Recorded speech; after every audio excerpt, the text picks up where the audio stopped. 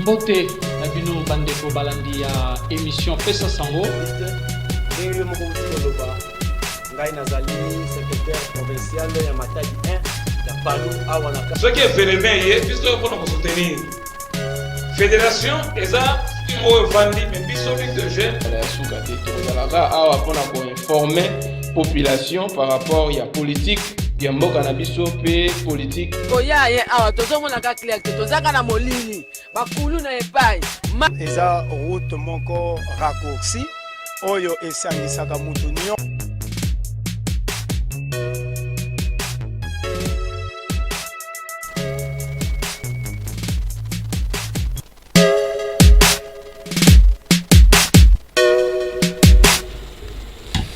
Pesa Sango bandeko balandi mbote na bino bae bozuli baku ya kolanda émission na bino Pesa Sango ya mokolo molelo na Family Group Télévision, votre chaîne de rêve. Lelo tozali na mai oto kolobela bino etali bongo taxe ya tesere taxe oyo bandeko na biso ba motocycliste ba bandaki kofuta ba kataki yango esika boye ezozonga lisusu mais na format mususu. Alors pour notre information ya bien sur Makambongo toyambi moko ya bakambi ya association des motocyclistes du Congo central to bengi bongo monsieur Bamo Bamonekene oyazali président provincial mwana mboka Bamo mbote na mbote papa journaliste. En tout cas to sepeli ko yamba sur lelo ezali mbala libosote émission Pesa Sango sur mesana yango poto ko onana ko solola lisusu likambo ya taxe oyo babengi tesere moi na mokuse penza historique ya taxe yango tesere ezali nini. Ok, merci beaucoup. Moi, mon coup, c'est que vous allez l'appeler bref, pour tout l'appeler Ngonga. Taxi Oyo, ils allaient projet Oyo de présenter qui est pas conduit il y a 2 ans, 3 ans passés, pour nous permettre à ce que les motocyclistes puissent contribuer au développement ou à la reconstruction de notre province du Congo central. Alors, projet Wana, ils allaient qui adopté. Na ba konja province document yango ba mingi ba yebi yango projet wana. Alors le projet est outaki et pas na bino et pas la biso les ali pona ko et ko permettre na mukie oyo tozali ko zwa te ba pe ko yeba pe ko et puis ko contribuer pour la reconstruction ya province na biso ya Congo central. Alors tamozala qui approuvé et pas ba kondi na province qui était, même ceux qui sont allés, le meilleur Yamouké ou 100 francs congolais, parce qu'en fait, à cette époque-là, c'était juste une somme là très minimisable alors. Je pense que oui, pour Jean bien, si au Tangango, à l'époque c'était 100 francs congolais, 200 francs congolais. C'était vraiment un montant minimisable à l'époque. Mais bah, quand on était, et le Kowana, ils allaient maintenant pour associer, bah, entité Moussousou, Oyo, baza pe na ba taxe dans secteur ya ba moto le ko la mairie le ko la pe ba commune alors na mairie ba taxe wana o baza nango na ba commune au lieu ça éparpillé l'autorité provinciale a voulu ce que et ezala ensemble ezala sous forme ya guichet unique. Donc dans le boyaki na projet wana ya taxe oyo ba motocycliste ba déjà ko futa na mairie ba déjà ko futa na commune. Non, à cette époque-là, il y avait même projet on attend et Pesamaki. Projet là terre à terre. En notre époque, on ne savait pas qu'il y avait une taxe qu'on appelle la TCR moto. Okay. On ne le savait pas. Dans le document, on TCR moto, non, on ne le savait pas. Si c'est un projet, peut-être moi, 10 francs, moi, les meilleurs, moi, qui est tout sur la province et puis la Bissau. Okay. Mais ce sont des fiscalistes. Baza spère na matière à fiscalité. La matière et à fiscalité, ne ba yé ko soit projet na ko fiscaliser d'une manière légale. Okay. Voilà, parce que les lois c'est qu'on est commis taxe, il y a des séries qui signifie taxe taxe spéciale conventionnée pour la reconstruction. C'est la taxe de la temps le bino bosala qui projet wana bosatanda ki na nini biso tozo 100 francs to pesa na l'état congolais à comme province à Congo central pour être akoka ko tonga province et au retour parce que tu as dit que taxe nyonso ezalaka na retour nango taxe ça différent na impôt. Très bien. Alors na retour bino tant que ba motocycliste bobane ko zela nini na l'état congolais. Merci beaucoup. Il y a une suko question ngo ya mutuya ozali ya malamu. OK. Tant taxe wana et pesami et c'est le sukoyo retour nango ezala ya malamu o etali sukoyo la mutuelle de santé. Oui, bien, on te l'a dit, mingi na ba émission ebele Nicolopé et l'équipe tout le monde peut mingi. Ils avaient retour pour la province, avec même pour sunga pour la motocycliste. Alors ce que et il y a format il y a le lengue musus, vous allez former vraiment en tout cas très efficace aux alaki et puis la calme. Format vous en dengue. Bon, le format où il y a les lots parce qu'en fait vous le savez que le bien alaki éparpillé. La mairie n'était pas ensemble avec la province. Mais aujourd'hui, là, les trois entités, Bazali et Sikaboko. Lorsque vous parlez des trois entités, c'est la province avec sa taxe de la TCR. La mairie avec sa taxe de stationnement. Et puis la commune avec sa taxe de numérotage. Les trois taxes-là, ce sont des taxes qui sont légales. Ce sont des taxes qui sont légaux. L'État a il y a la taxe déjà la taxe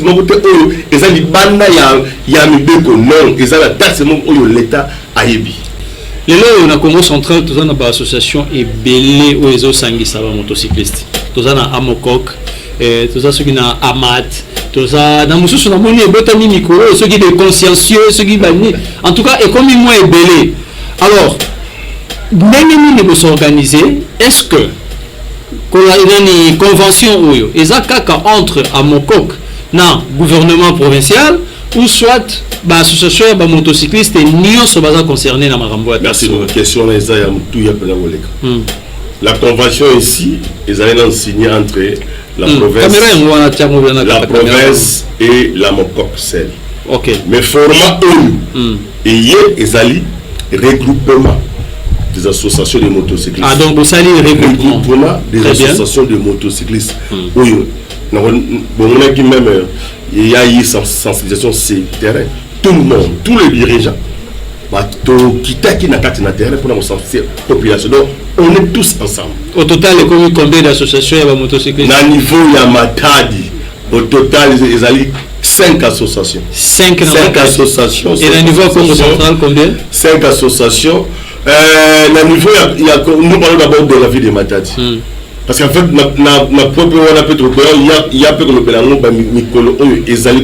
est-ce que la personnalité juridique ou bien un document légalement donné par l'État congolais?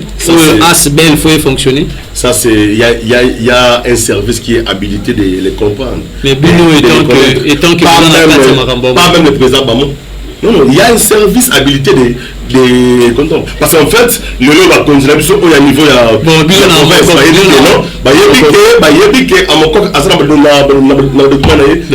juridique.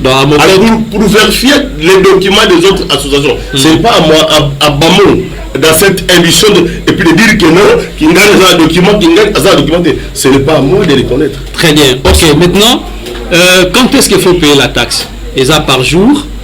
Par semaine, par mois, trimestre, annuel ou comment? La taxe est payée journalièrement. Donc c'est chaque jour où le motocycliste a foutu la taxe. Il y a combien? Il y a 1000 francs congolais les jours. Pour la moto, il y a 2 roues. 1500 francs par jour. Pour la moto, il y a 3 roues. Pour KWC qui les alliés ballons on est à 1500 par jour on va conduire comme décision pour la reconstruction pour la taxe dans le monde il y a l'État et puis bon quand le motocycliste a allé qu'on fout en bon ce n'est pas que les motocyclistes et puis qui payent c'est la moto ou les propriétaires de la moto c'est la moto qui paye c'est-à-dire ces taxes c'est-à-dire quoi les propriétaires de la moto quand on achète moto c'est un point très capital au la population balanda bisu papa maman on dit que oza la moto là yo otcha na balabala ils ont ça na nzela ya l'état ça na ma taxe na ye oyo et singeli yona tout ça na moto photo futa. Mais votre moto est conduit par un conducteur qu'on appelle motocycliste. Mais la taxe de votre moto ne peut pas être payée par les motards. Et c'est le foot à yo, mais dans ya moto na yo. Sauf que yo au foot à ya moto na yo, eux ils allaient au sala na balabala. Donc c'est-à-dire que moto na yo au foot à versement, il y a 20 000 francs congolais par jour parce que le versement ils allaient na il y a des différents versements. Donc ils ont la moto où ils versent 20 francs congolais. Ils ont la moto où ils versent 25 francs congolais. Ils ont la moto où ils versent 15 000 francs congolais. Mais tant qu'on dit que moto là verse 15 000 francs congolais, à travers ces taxes, l'État a tiré la balabala, taxe wana montant la yo, le versement la yo on le fout na valeur il y a 14 000 en enlevant les 1000 francs congolais aux mais au monité que les gens vont favoriser les motocyclistes parce que ce que tu bien mingi babimara pour boire que les gars vous appelez ça comme versement. Donc vous savez que alcool tali sur un versement il y a patron. Au monité que les gens vont besoin embêter le patron. Merci beaucoup, j'ai nakanisi eza mutu ya mingi. Mais moi on attend aux autres wango ils sur la web. Ils sont sur la web.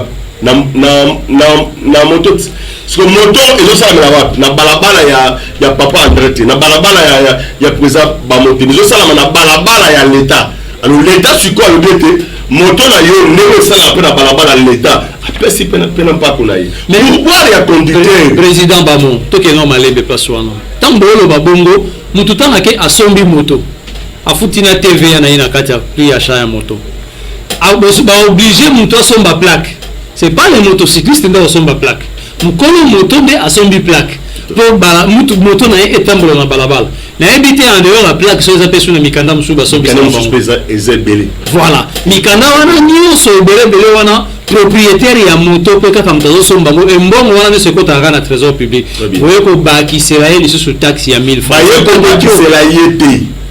Na le bien awa taxe wana ezali taxe bato ya l'état eza mais yel on bakisi yango est-ce que ça c'est pas de trop parce que azu déjà ta mbongo na droit na plaque azu mbongo na ba mikando le bi besoin na ba mikande belé bota ba moto bosombaka l'état soit déjà mbongo mais tant ba ko bakisa sur 1000 francs congolais et que il belete non et que ceux qui même l'État a dit même bino boza ma chaîne boy boza la 4 ou 5 textes où l'État yebi et ça coûte belé ko le OK ça parce que yo na futa la taxe mi balé à bamba ou bien misato aba taxe mususu na futa ngote non dès que c'est l'État et puis c'est légal au futa ngo parce que ezali mpako oyo reconnu par la loi au futa ngo c'est ça mais dans l'économie parce qu'en fait na niveau il y a biso ya province à Congo central vraiment en tout cas nous avons une bonne collaboration avec nos autorités par rapport au tali il y a pas quoi l'état toujours sur dans le nemo il y a malam nani siko azoko zwa ba taxe wana la taxe comme les alliés na province où il y a Congo central nous avons un régie financière la DGRKC DGRKC azali ko faciliter oui la DGRKC c'est la province azoza taxi d'ailleurs où il y a tesseré mais en même temps taxi wana pesus ya stationnement na ya numérotage dès lors que ça souffre le guichet unique c'est la TCR qui va percevoir cette taxe sur la voie publique dans différents parkings des motos. Donc déjà cassé à chez Batunaye na ba parking. Batunaye ce sont les agents. Il y a déjà cassé. Il y a déjà cassé. Percevoir 1000 francs par jour. Est-ce que Baché Fourchette il y a tant au motocycliste faut fouta ou bien au guinon ko fouta na 17h ou ko fouta na 19 18h Fourchette et Zali. La taxe est payée de 7h30 à 13h30. De 7h30 à 13h30. Ok. 7h30 à 13h30, ils allaient payer même libre. Mais à partir de 14h, là maintenant, ils ont payé même forcé. Eux, taxe pendant l'État. Banani il y a la police. la PCR. Police de circulation routière. Car chaque fois, motocycliste va gagner avec tracasserie. Tracasserie. L'État, ça n'a surtout au Tali, taxe et puis il y a l'État. L'État, pour ça, il y a la taxe d'ailleurs. À se servir toujours là-bas. La police pour la voyer. Alors, ce qui. Mais sinon, il y a un de 5 pour éviter tout ça, tu dis que déjà déjà suffisamment informé quand tu as de payer librement la taxe. Il y a bien et ça dans ma table ici, tu as déjà. Mais il y a eu des problèmes que vous connaissez. Il y a eu des problèmes que nous avons connus ici à Matadi, mais la même taxe se paye au niveau de Boma. Là, il n'y a pas de problème auprès de nos motos. Il n'y a pas de problème. Et que voir même un motocycliste, dès qu'il paye puis sa taxe, tu le vois donc bien. N'a pas continué à bisou. Vraiment, je profite encore devant votre émission de dire aux autres, n'est que 5 ans, on n'a pas conduit. Vraiment, to 5 ans, on limite, bon, ça, la bisou yango. Bon, là, on a bon, bazo. Donc, quand un motard a zo pour foutre ta tasse, et ça, les sous-soutés, vraiment, en tout cas, des infractions bénin. En fait, forcément, tout le monde tracasserie. Qu'est-ce que vous appelez infraction bénin? Bon, infraction bénin, est-ce que nous avons d'abord des parkings ici? Parking comme tel, et c'est vrai. Mais au Kalamotard, mauvais stationnement. Mais mauvais stationnement, on a en place à Téléma. Mais quand on a en place à Téléma, mais président, on a conscient que les motocyclistes des fois Téléma capé ma B. Je ne disconviens pas. Alors, ce que c'est la parking en voie d'où? Parking en voie, il y a des endroits où on a moto pour Téléma. C'est tout un problème. Mais les motocyclistes, ils s'efforcent pour bien stationner et puis sa moto. Mais en s'efforçant, il y a la PCA qui se pointe, non? N'a qu'à déjà tout. Mais n'a pas de moto. N'a Téléma, là qui se fait client. Parce que là où je veux me stationner, il y a une voiture là-bas. Mais, oh, papa, bakangi pour mauvais stationnement. Vraiment, bandeko. Nous sommes tout donc, ils savent ce qui se passe. Maintenant, le nom est taxi. Nous passons dans les différents parkings, radio et télévision pour sensibiliser la population et les motocyclistes. Mais ce que les mêmes motocyclistes, comme vous venez de le dire là, quand les mêmes motocyclistes, tous ont subi mais heureusement, on dit yoki biso. Puis il y a des inscription dans le service ou ça à l'État. Ok, donc Kofuta, c'est de 7h30 à 7h à 13h30. Très bien. Il peut arriver que Mouta Bimi na Tongo, avant 7h30, moto na du pan, à Kena Garage, Babadi Kobungsila moto, et s'il est à 13h30, bon, tu as la moitié rodage, na mekasogi moto bongi, batangi. On a déjà payé Nango, il y a Kofuta sans problème, et si elle est qui? Ni négociable. Merci beaucoup. Il y a un peu de qui n'a pas différent présent, il y a un parking. Pour éviter le dérapage, voilà. Tu sais que moto là, ils ont la garage. Tu payes ta taxe même les matins. Même quand on a une classe. Et que tant au besoin là, on peut travailler depuis 4 ans na balabala. Mais que on a peut-être 14 heures. Mais avant comme on a un papa là, son mal taxe na yo parce que quoi est belé déjà na niveau la matadi awa. Ba pour le perception est belé. Je pense que ça na raison te au global ce qu'on a na place c'était pour un peu son banc. Non. Tu achètes votre taxe pour permettre pendant la journée quand on bandit en na 14 heures. On s'en sous dans le problème dit. Parce que ceux qui ont sali à noter, peut-être temps au contrôle et au banda. Na 15 heures, 16 heures, on vous a sous Yamaboko, il y a la police. Et conséquences dans les années. Conséquences dans les amende. Amende, c'est qu'on a il y a 1000 francs congolais. Vous payez 20 000 francs congolais. Dans niveau pour la amende, dans niveau il y a la police. Et là, vous allez conseiller la amende, on va foutre dans le amende, ils ont payé ça maintenant. Na Maboka DG cassette. Ils ont foutu toujours parce que la personne est habilitée. Il y a réguler la circulation, mais voir un peu contrôle, il y a des documents. Parce que les jetons seront par là, il y a des documents, ils ont su que valable pour permettre de passer ailleurs pour contrôler. Parce que quand on est foutu en moitié, on peut passer à courir bango. Dans cela, il y a jetons au Pokozala. Si vous n'avez pas les jetons, parce que ça serait un document non valable. Eux se justifient réellement la fouta déjà dans le jeton il y a un. Alors, il y a un tour. Amende il y a 20 000. Au motocycliste à Rofuta, ce qui a dépassé heure, il y a Kosomba ticket nae, na ndenge sengeli penza kufuta tax na ndenge longobani. À Rofuta yango na PCR na balabala. Na balabala, merci beaucoup. Dépasse tant ma canapé na betuka, ba manda pesa na balabala. Toza ba congolais to yebi ba pesa na balabala tie. Européen na bureau et muni de quel document? Ok, il y aura un PV. Ok, il y aura un PV bien établi par l'OPJ OPJ à Sambisio, à Sali PV naye, na souka ofuti à membre nayo, OPJ a pesi au document na maboko. Kitas non. Tu as dit que l'État congolais baloba amende futa marana banque. Ma PCO Bordero, ok, na banque, on a compte, il n'y a pas un problème. Il n'y a pas un problème. Dans le bureau, la biso, et puis à PCR. Tout le monde a remis, il y a des. Et ça, il y a percepteur, il y a déjà Bazalora. Mais ils ont la compte. Il y a province, j'ose croire qu'il y aura aussi des percepteurs. Il y a des jeunes cassés. Dans le niveau, il y a la PCR pour que Moutousoga a foutu réellement tout à fait. Alors, réellement, et puis la trésor. Tant que nous avons foutu amende, après, ma catelier ticket à journée.